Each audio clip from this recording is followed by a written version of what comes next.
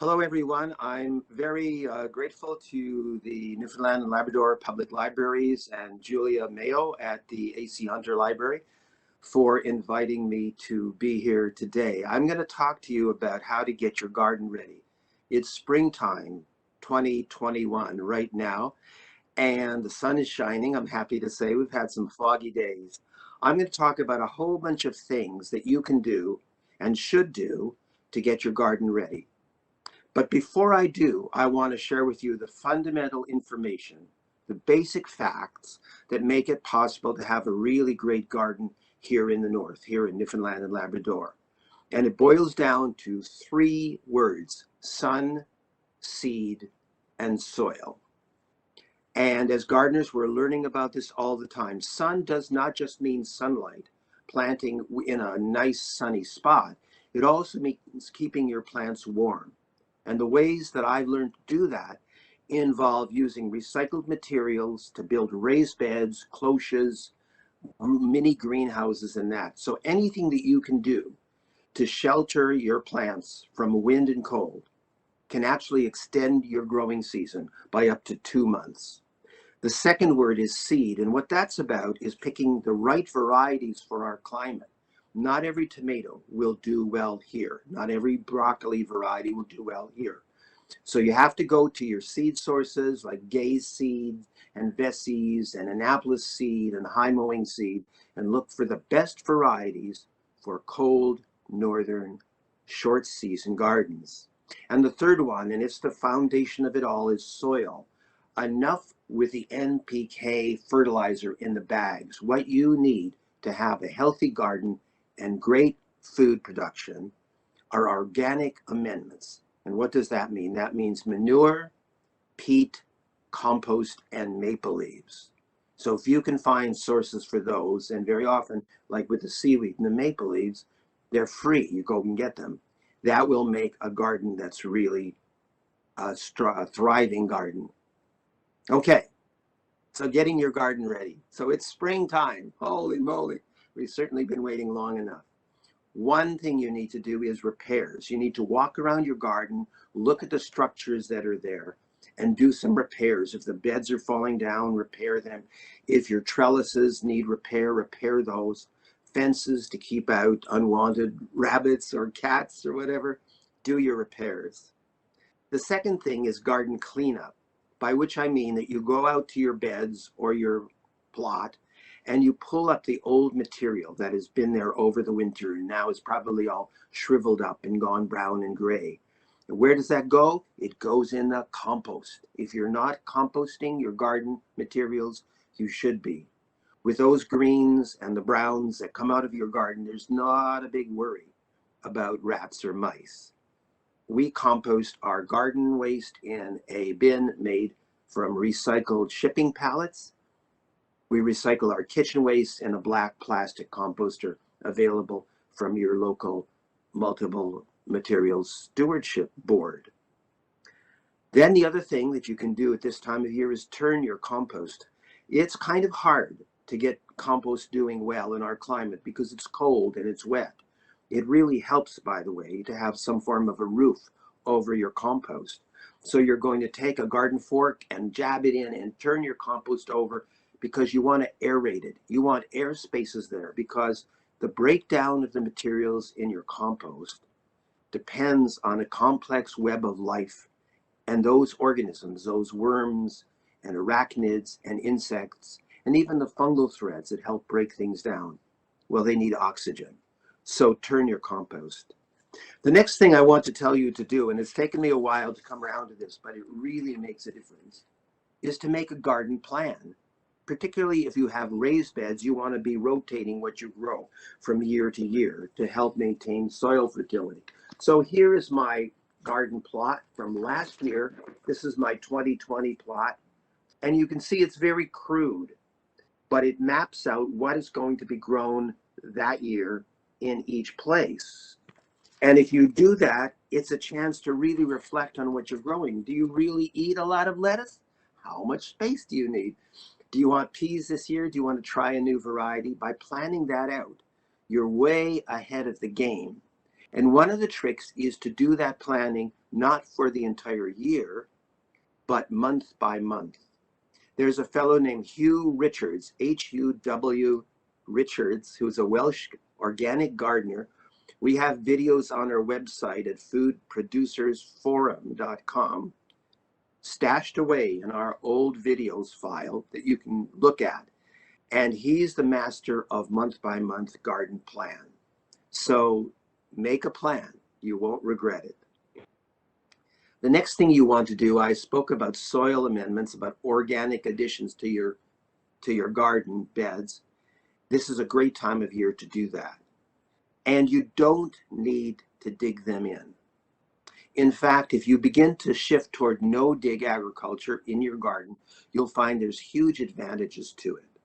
As that wonderful woman named Ruth Stout tried to teach us in How to Have a Great Garden Without an Aching Back, a book that was published many years ago, or as Charles Dowding, D-O-W-D-I-N-G, will teach you if you go to his websites on YouTube, you don't want to dig your garden soil up. I know, I love digging. I do also. But the thing is that that's the home for all the organisms, the worms, the insects, the arachnids, the fungal threads, the bacteria, that turn what is in the soil into little soluble bits that plants can eat. So if you don't evict them every year, you will have them working for you, and it'll save your back, and it'll lead to increased production. And there are organic farmers in the US who've done studies where they dig one side and they don't dig the other, and the difference in growth and food production is remarkable. The next thing you're going to do is think about mulching your beds. If you mulch on top with straw or hay or wood chips or compost, you will retain moisture. You won't have to water as often, and it'll begin the process of breaking down the mulch materials into the soil. Every time it rains, every time you water, those materials will percolate down through the soil, and it's like slow release fertilizer. So mulch does three things that are really important. It stops weed seeds from germinating, because the plants we call weeds like to have sun on them to start sprouting. Secondly, it will hold in moisture. And thirdly, it will feed the soil. So that's about mulching. I've already mentioned no-dig gardening. I really think that's the way that we need to move, both in terms of farming and in our own gardens. And I've mentioned seeds. So this is a great time of year to be, well, it's a little late actually, because all the seed houses are selling out. By the way, Perfectly Perennial, our seed company, does have seeds for tomatoes and peppers and pumpkins and poppies and various things that don't start with P as well. So if you go to perfectlyperennial.ca, you'll see our limited selection of seeds. And if you want the other things that we don't have, well, go to Gaze. That's our local seed hub, and we need to support them. I want to mention succession planting. So when you plant in your garden, when you sprinkle seeds in the ground, or when you start seeds in pots indoors under lights, you're planning ahead. You're planting, and I will show you how I do that here today, into pots to get a plant ready to go outside. And there's a process of moving it outside a little at a time called hardening off that you will go through to have healthy plants make the transition to the warm, moist inside environment, to the drier, definitely colder outside if you're planting into your garden. But seed selection is the hub. You want to go and find seeds that are short season and well adapted to our climate. And what you can do with a lot of these seeds is to plant them more than once. This is called succession planting. So you will plant right now, the ground is warm enough for cold tolerant crops like bok choy and lettuce and spinach and kale and arugula and the broccoli varieties like broccolini and the ones that are sprouting broccolis. Put them in the ground now. We're there. Spring has sprung. But 2 weeks from now, plant again, either in a separate row or scattered in among what you've already planted. because once the first planting is ready to harvest, you will have a second planting, and then a third, and a fourth coming up. And one of the most wonderful things I've discovered here in this challenging place that I moved to from the Gulf Islands of BC, where it's a lot warmer, is that I can grow right through the winter by building a box over my raised bed, putting a lid on it, a hinged lid covered with plastic, and I could go out there right now and show you the greens that have been there since October. They were planted in the fall. So using this basic principle of succession planting, you can make a year-round garden and harvest all through the winter. You might have to scrape the snow away to lift the lid, but those plants will be there. They won't be growing much in the cold, but they'll be surviving with just a tiny bit of protection. Okay, let's talk about one of my least favorite words. My two least favorite words are dirt and weeds. And why am I allergic to the word dirt? Because it implies something dirty and noxious and smelly and bad. It's what you wash out of your clothes when you put your clothes in the washing machine. I don't grow in dirt, I grow in soil.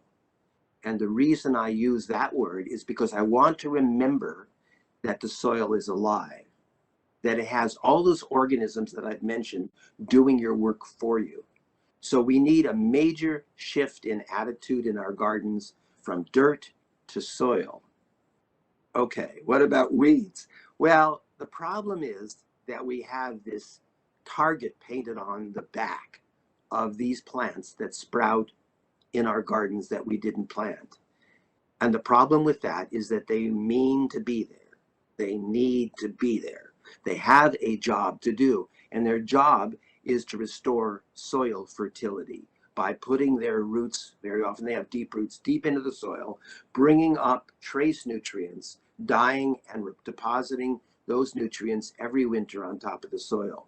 They are working to restore soil fertility. And in addition to that, many of them that we find so annoying, like nettles or dandelions in the lawn or chickweed or pigweed, are edibles, and some of them are very potent herbal remedies. One of the unofficial names for dandelions is the official remedy for disorders. People here in Newfoundland used to prize the dandelion greens, and they used to harvest them early in the spring when they were young and sweet, and eat them, steaming them, putting them into soups, or just eating them in salad. The best salad I've ever tasted, and I've tasted a lot of salads, including some of the best Caesar salads made in hotels all up and down Vancouver Island. But the best salad I've ever tasted is fresh dandelion. The best salad I've ever tasted is fresh dandelion greens tossed with good olive oil and lemon juice. And that's a salad that my neighbor makes. You can feel the nutrition going into your body as you eat those dandelion greens.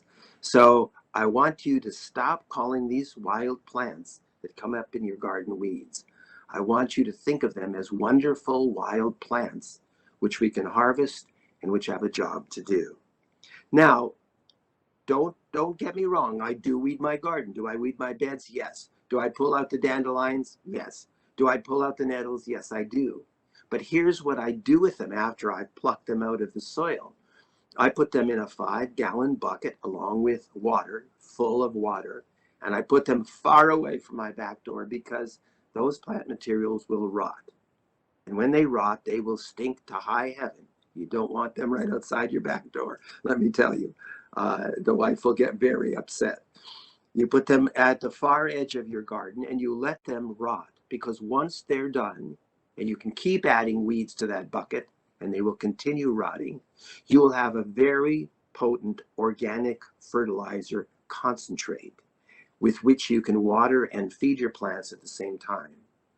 As I mentioned, the roots of these plants are going down searching for not nitrogen, phosphorus, and potassium only, the major 3 plant nutrients, but all those micronutrients like selenium and copper and iron and manganese and magnesium and iodine that plants need in very tiny amounts and that make a critical difference in how your plants grow. Now, the main place that I go looking for those micronutrients is in marine materials. What does that mean? Seafood compost, fish waste, the wonderful organic fertilizer made by Twillingate Marine Organic right here in Newfoundland and Labrador. You can find it at nurseries or search it out online. And the seaweed booster made by my friend Brian Yeager down in Fairyland. He calls himself the natural gardener. So if you can put marine sourced material like seaweed and fish waste and fish compost and those fertilizers into your garden, you'll see the difference. You can dilute them. You have to dilute them. And the same thing is true for the weed tea I was describing. Dilute them 1 to 10 and then water with them. But if you spray that concentrate, diluted form on leaves, you can see the difference in color and growth the next day. So look for Natural Gardener's Seaweed Booster and look for Twillingate Marine Organic Fish Emulsion. They're great. It's also a really good time in the spring to prune your trees and to apply dormant oil, which is a non-toxic spray that prevents infestation by pests. And pruning is a fine art. You need to know when to do it and how to do it. There is spring pruning and there is summer pruning. Spring pruning at this time of year happens before the leaves come out, while the tree is dormant. And what I do, especially with my fruit trees, because I have 27 fruit trees and bushes on our tiny waterfront lot, is I try to create like an open basket. I prune out cross branches, dead branches, and middle branches so that the whole tree becomes like a set of hands like this, welcoming the sun. That way, by having the openness and the sun coming in, you'll maximize growth and fruit production. Another thing you really should do, if you don't already do it, is to keep a garden journal. And a garden journal is just any old notebook where you write down the date and day by day, you record what you're doing, what plants you started, how they're doing, what you did to fertilize your beds with organic materials, how they produced. You keep notes on the varieties that do well, so you will know to plant them again, and you will record the issues and problems you have so that you can continue to think about and solve them. So I want to mention some resources to use, but first I think I'm going to do a little demo. I'm sitting here in front of my bookshelves talking. So let's plant a seed. I don't use peat pods. I think they're awful. They're so small and squishy and bound in plastic net that they're a terrible way to start your seeds. I'm sorry to tell you that because I know a lot of people are using peat pods. I would say, here's my advice for the day. Don't use them. Instead, get a 4-inch plant pot like these. They're reusable, they're recyclable. Fill it with sterilized potting soil. It must be sterilized. And that bagged soil, the Pro Mix, is great for this. Not great in your garden, but great for starting and for containers. And let's see, I'm going to plant, let's see, what do I have here? Oh, I have some Tavor artichoke seeds. The artichoke variety that does really well here from a wonderful seed company in Vermont that's been going for more than 20 years called High Mowing. So I'm going to take one of the seeds out of this packet. And these are older seeds, but they're still going to be good. And here's the seed that I'm going to plant. This is an artichoke seed, right? It's not the tiniest and it's not the largest. It's going to want to go in twice as deep as the seed is long. So then what I do here, what did I do with my dibbler? Ah, there it is. I take my plant pot, I take my high-priced dibbler, I make a little depression, a hole in the middle of the pot. I drop the seed in and I poke it down to make sure it's about this deep in the soil. I shake the soil and that seed is ready to go. But there's one final thing I have to do. I have to label it because I'm planting hundreds of seeds. So I'll write Tavor on it, and this popsicle stick, like this, and I'll put that in there. And now that's ready for starting with a little bit of water, not too much, under the lights in my seed starting space downstairs. So in just one more minute, I'm going to share some resources with you that you should know about. There are some wonderful magazines. There's some wonderful Canadian magazines for gardeners. And one of them that is really new, it's only in the second season, is this one. It's called Canada's Local Gardener. This issue, which is the second issue in their second year of publication, has an article about seaside gardening that I wrote. But I find this to be gorgeous, free of ads, and full of tips from all across the country. In a sense, this is crowdsourced. The writers don't get paid. We don't get paid. We write from all over Canada about what we're doing. Here's an American magazine that I love because it's always right on the money with great tips. It's called Fine Gardening. You can find it online. Here is another one of my favorites, Small Farm Canada, which is really for farmers, but for the smaller family farmers that are still eking out a living in our country. And it's filled with tons of tips for tools and techniques. And then there's the old reliable Mother Earth News, which continues to strangely print lots of great stuff. So I'm going to wrap up by showing you 3 books that I really rely on. One of them is this one, and this is my go-to book. If you're going to order one garden book for gardening in Newfoundland and Labrador, much as I am fond of Ross Travers and his book, which is now at a print, and there will be a new garden book, I believe, that Todd Boland is writing, coming out through Boulder. This is the one that gives you all the information that you need, and it's written by a woman named Nikki Jabbour, who gardens in Nova Scotia, and you can see her there doing what I described, harvesting lettuce and salad greens in the snow. And it's full of all kinds of specific tips, and it has a section about every single garden plant at the back, including ones you may not know of, like mash or corn salad, which is a great winter green. And finally, I'm going to recommend this book, The Garden Primer, by Barbara Damrosch, who gardens in the state of Maine. And this is kind of a gardener's Bible with information about every aspect of growing. So I'm Dan Rubin. I'm the proprietor of Perfectly Perennial Herbs and Seeds. My good friend Julia will share my email address with you. And since we're recording this for later broadcast, if you have any questions, feel free to email me. I always answer my emails. Have a good time. It's spring. Happy gardening to all of you.